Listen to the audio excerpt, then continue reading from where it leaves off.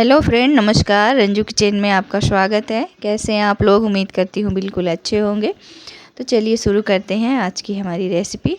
तो आज मैं बनाने जा रही हूँ एक बहुत ही बढ़िया सा पराठा। पराठे तो हम बहुत से खाते हैं, उन्हीं में से एक है हरी प्याज का पराठा।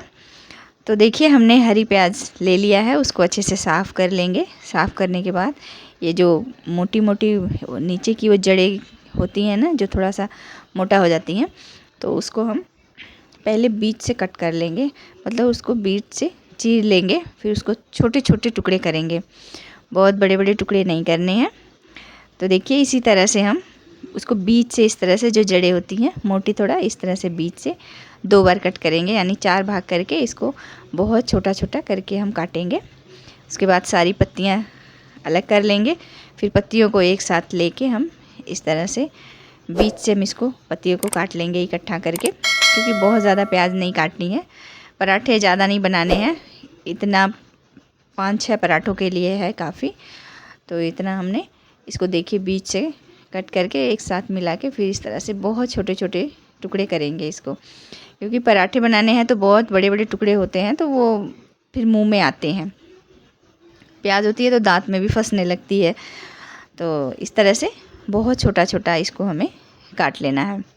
देखिए, तो हमारी सारी प्याज कट हो चुकी है। इसको साइड में करते हैं। चलिए, हम आटा लेते हैं अब। तो हमने देखिए 1 कटोरी आटा लिया है। 1 कटोरी और थोड़ा सा, मतलब 1/4 कटोरी और ले लिया है, बहुत ज़्यादा नहीं। इसमें 5-6 पराठे आराम से, नॉर्मल पराठे, ना ज़्यादा पतले ना ज़्यादा मोटे, इसमें 5-6 पराठे आराम से बन जाएंगे। और 2 मीडियम साइज़ के हमने टमाटर को पीस लिया है, उसकी प्यूरी बना ली है, वो डाल देंगे। आधी छोटी चम्मच हल्दी पाउडर, आधी छोटी चम्मच लाल मिर्च पाउडर और आधी चम्मच धनिया पाउडर डाल लेंगे। आधी चम्मच हमने जीरा ले लिया है, साबुत जीरा। आधी चम्मच हमने अजवाइन ले लिया है। इन सब चीज़ों को डालेंगे। टेस्ट के हिसाब से नमक डाल देंगे, जितना आटा है उसमें। उसके बाद हम हरी धनिया डाल देंगे। हरी धनिया अगर ज़्यादा हो तो ज़्यादा डालें, मेरे पास थोड़ा कम था तो मैंने कम ही डाला है। उसके बाद हम इसमें सारी कटी हुई अपनी प्याज ऐड कर देंगे। हम चाहें तो प्याज की स्टफिंग भी बना सकते हैं अलग से, जैसे अलग प्याज रख लें, उसमें हम थोड़ा मसाले वसाले डाल के अलग से स्टफिंग बना सकते हैं। देखिए, 2 चम्मच हमने तेल भी डाल दिया है, थोड़ा सा मोइन के लिए। अब इसको सूखा ही ऐसे पहले मिक्स करेंगे हाथों से, क्योंकि नमक डाला है प्याज में तो थोड़ा सा पानी छोड़ती है ना प्याज, और उसमें थोड़ा पानी भी रहता है धोने के बाद प्याज में। तो इस तरह से पहले सूखे ही मिला लेंगे, क्योंकि इसको गीला आटा हमें नहीं बनाना है, थोड़ा सा टाइट ही बनाना है। तो इस तरह से पहले सूखे बिना पानी के मिक्स कर लेंगे।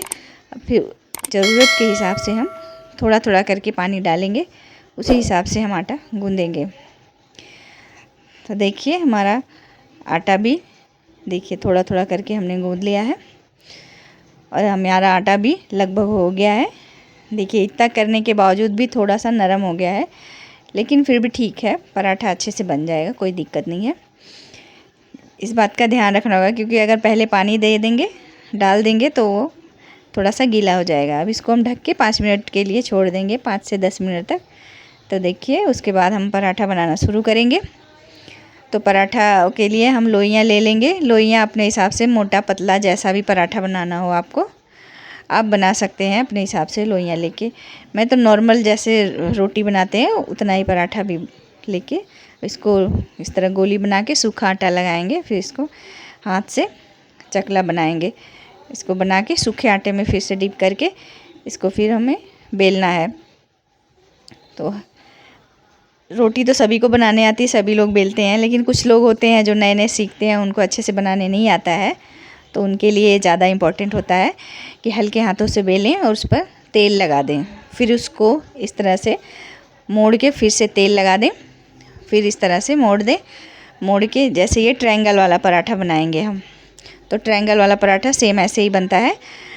और फिर उसको हम फिर से बेल लेंगे हल्के हाथों से सारा अच्छे से।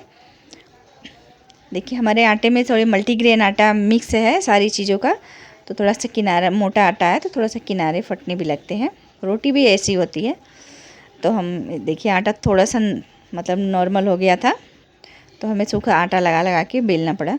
तो इस तरह से बेल लेंगे। जब पूरा पराठा हो जाए तो उसके बाद हम कटी हुई थोड़ी सी हरी धनिया, चाहे तो थोड़ा सा प्याज भी बचा के आप इस पे डाल सकते हैं, लेकिन हमने मिक्स कर लिया तो कोई ज़रूरत नहीं है। थोड़ी सी कलौंजी है, इसको इस तरह से डाल देंगे। आप चाहें तो हरी मिर्च भी डाल सकते हैं।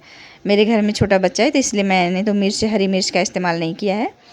आपको पसंद है तो आप डाल दीजिए हरी मिर्च भी कट करके। पराठा सीधा ही तवे पे इस तरह से डालिए, उल्टा करके पराठा मत डालिए। उल्टा करके डालेंगे तो सारी कलौंजी पहले नीचे चली जाएगी। तो इस तरह से हमारा पराठा एक साइड, इसको 1 मिनट के लिए छोड़ दे तो इस तरह हो जाता है। फिर पलट के हम इसको घी तेल जो भी खाना हो, घी तेल बटर, इस तरह से हम लगा देंगे दोनों पराठों, मतलब दोनों तरफ से पराठों को। अब सेक के अच्छे से पराठा उतार लेंगे। अब हम दूसरी तरह के पराठा बेलने जा रहे हैं। ये पराठा हम इस चौकोर बनाएंगे। पहले तो ट्रायंगल वाला बनाया है, अब ये चौकोर पराठा बनाने के लिए इस तरह से हम रोटी बेल लेंगे एक, उस पर तेल लगा देंगे। फिर इस तरह से एक साइड से मोड़ लेंगे, फिर दूसरी साइड से इस तरह से तेल लगा के फिर से मोड़ लेंगे। फिर इसमें तेल ऊपर से और लगाएंगे। पराठे में वही है कि जितना तेल घी होता है तो पराठा उतना ही ज़्यादा बढ़िया होता है। तो इस तरह से फोल्ड करके हम सूखा आटा लगा के इस तरह से बेलेंगे, धीरे धीरे करके हल्के हाथों से। आपका आटा सिर्फ अगर गेहूं का है तो कोई प्रॉब्लम नहीं होती है। मेरा थोड़ा सा मिक्स आटा है तो इसलिए थोड़ा सा फटता है, और इसमें फिर मोइन भी डाल दिया है तो इस तरह से किनारे भी फटने लगते हैं थोड़ा। इस तरह से हम आप बेल लेंगे और उस पर भी थोड़ा धनिया पत्ता और कलौंजी डाल देंगे, देखने में अच्छा लगता है। सीधा पराठा तवे पे डालेंगे और पलट के इस तरह से घी लगा देंगे। घी बटर तेल जो भी आपको पसंद हो आप लगा सकते हैं। इस तरह से दोनों तरफ से पलट के हम अपने पराठे को सेक लेंगे। तो देखिए हमारे दोनों तरह के पराठे बन चुके हैं। अब गोल तो रोटी शेप में तो सभी बनाना जानते हैं, वैसे भी आप बना सकते हो अगर जिसको ऐसे नहीं बनाने आता हो, क्योंकि टेस्ट तो वही रहेगा चाहे उसका शेप कुछ भी दे दो। तो देखिए हमने 3 तरह से बनाया है। एक तो ट्रायंगल का है, दूसरा ये स्क्वायर में है, तीसरा हमने सर्कल में ऐसे ही नॉर्मल रोटी की तरह बेल के पराठे में बना दिया है। इसको आप जैसे सादी दही हो, रायता हो या फिर चाय के साथ खाइए, बहुत टेस्टी लगते हैं। आपको इसके साथ सब्जी की भी ज़रूरत नहीं पड़ेगी। तो फ्रेंड आप ज़रूर ट्राई कीजिएगा, बहुत पसंद आएगी ये रेसिपी, ये पराठा। और वीडियो मेरी ज़रा सी भी अच्छी लगी हो, पराठा ज़रा सी भी पसंद आया हो तो एक लाइक कर देना और मेरे चैनल को सब्सक्राइब कर लेना। Bye bye.